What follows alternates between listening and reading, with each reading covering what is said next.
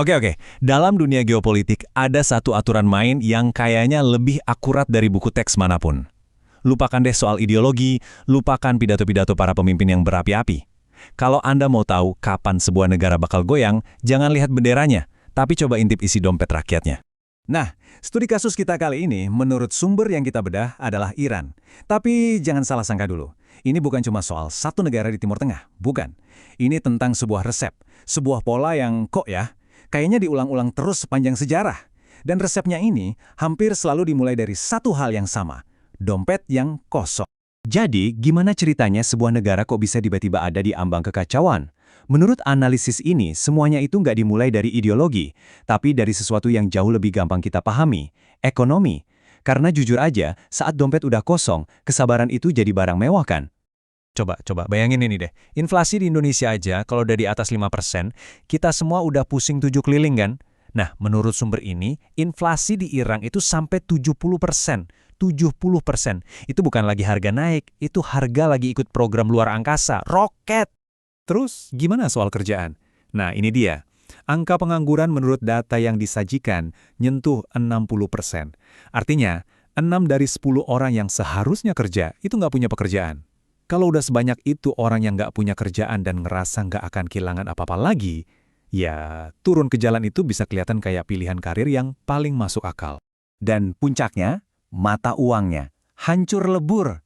Sumber ini mencatat nilai tukar rial itu anjlok lebih dari 500% cuma dalam setahun. Bayangin, gaji yang Anda terima hari ini, besok nilainya bisa tinggal setengah. Ini adalah resep sempurna untuk bikin orang putus asa secara massal. Jadi poin kuncinya di sini, menurut analisis ini, bukan cuma satu masalah aja. Ini tuh kombinasi maut. Coba campurin inflasi gila-gilaan sama pengangguran massal, terus tambahin mata uang yang udah nggak ada harganya, bumbuin lagi pakai sanksi ekonomi, korupsi yang parah, dan krisis air bersih. Hasilnya, bukan lagi negara, tapi panci presto yang siap meledak kapan aja. Sekarang, coba lihat pola di slide ini. Kayaknya kenal ya, familiar gitu kan? Sumber yang kita kaji ini menarik garis lurus antara apa yang terjadi di Iran sekarang, Indonesia tahun 98, dan Venezuela baru-baru ini. Krisis ekonomi parah, demonstrasi gede-gedean, terus seruan ganti rezim. Sejarah mungkin nggak mengulang dirinya sendiri, tapi iramanya mirip banget. Mari kita lanjutkan untuk melihat gimana cerita ini berkembang. Setelah api di dalam negeri udah nyala, menurut analisis ini, babak selanjutnya dimulai. Aktor-aktor global mulai masuk ke panggung. Tapi bukan sebagai pemadam kebakaran loh. Lebih kayak sutradara yang mencoba mengarahkan narasinya. Dan bener aja, kayak udah ada skripnya, narasi sang penyelamat pun muncul. Sumber ini menyoroti pernyataan dari pemimpin AS waktu itu yang memposisikan negaranya sebagai pahlawan yang siap membantu rakyat Iran menemukan kebebasan. Sebuah kata yang sangat kuat, sangat inspiratif, dan tentunya sangat strategis. Dan polanya berlanjut. Sekutu utama di kawasan itu ikut menyuarakan pesan yang sama, hampir kata per kata. Menurut sumber ini bukan kebetulan. Ini semacam pembingkaian narasi yang terkoordinasi. Pesannya jelas. Rezim yang sekarang itu jahat, dan kami datang untuk membebaskan kalian.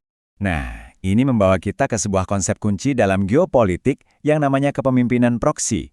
Sederhananya gini, ini tuh soal memastikan kalau siapapun yang nanti berkuasa itu adalah orang kita. Jadi ini bukan tentang demokrasi yang hasilnya acak, tapi tentang hasil yang bisa dikendalikan. Terus siapa calonnya menurut sumber ini? Namanya Reza Pahlavi, putra dari dinasti yang digulingkan tahun 79. Analisis ini menyoroti gimana Pahlavi yang udah lama tinggal di AS dan punya hubungan dekat dengan Barat, tiba-tiba, secara kebetulan tentunya, muncul lagi dalam obrolan sebagai calon alternatif. Garis waktu ini benar-benar ngerangkum ironis sejarah Iran menurut analisis ini. Dari pemimpin demokratis yang digulingkan gara-gara mau nasionalisasi minyak, terus ganti ke diktator yang didukung Barat, lalu ada revolusi anti-Barat dan sekarang ada spekulasi soal kembalinya dinasti yang dulu didukung Barat itu. Ini kayak sebuah siklus campur tangan asing dan pergantian rezim yang muter-muter terus di situ-situ aja. Tapi, gimana kalau protes di jalanan dan tekanan politik itu nggak berhasil? Menurut sumber ini, selalu ada babak terakhir dalam buku pedoman ini. Sebuah opsi kalau kata-kata udah nggak mempan lagi. Pertanyaannya jadi begini, kalau rakyat nggak berhasil melakukannya sendiri, apa para pemain dari luar bakal tinggal diam? Analisis ini menunjukkan bahwa jawabannya kemungkinan besar adalah tidak. Kegagalan protes internal seringkali malah jadi pembenaran untuk eskalasi yang lebih jauh lagi. Dan menurut sumber tersebut, tanda-tandanya udah mulai kelihatan. Kapal induk geser ke kawasan, ancaman invasi mulai terdengar, dan tentu saja Iran balas dengan ancaman bakal menyerang pangkalan-pangkalan Amerika. Ini bukan lagi diplomasi, ini udah kayak permainan catur beresiko tinggi di mana bidaknya itu rudal dan tank. Kutipan satir ini, menurut saya merangkum semuanya dengan sempurna. Ketika diplomasi gagal dan ekonomi udah hancur, yang tersisa di atas meja hanyalah doa dan sebuah kapal induk. Sebuah kesimpulan yang suram banget dari permainan geopolitik ini. Oke, mungkin Anda mikir, ini kan kejadiannya jauh di sana. Apa urusannya sama saya? Nah, menurut analisis ini, dalam ekonomi global sekarang, nggak ada lagi masalah yang sifatnya lokal. Krisis di satu sudut dunia itu bisa mengirim gelombang kejut ke seluruh planet ini. Coba kita lihat data ini. Menurut sumber tersebut, mesin industri raksasa Cina itu sangat bergantung pada 3 negara ini buat pasokan minyaknya. Venezuela, udah kacau balau. Rusia, punya masalahnya sendiri.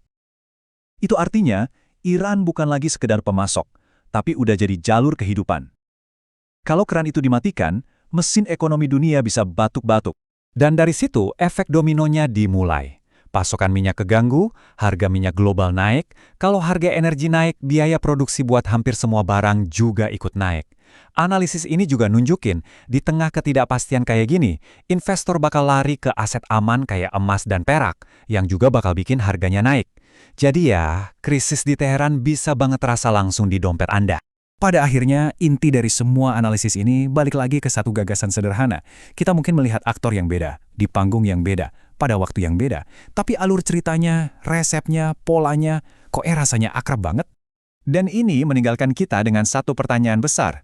Kalau krisis ekonomi yang parah itu secara konsisten diikuti oleh kerusuhan, lalu muncul narasi intervensi asing, dan diakhiri dengan potensi munculnya rezim baru yang lebih bersahabat, apa ini semua cuma serangkaian kebetulan yang luar biasa? Atau jangan-jangan memang ada yang pegang cetak birunya?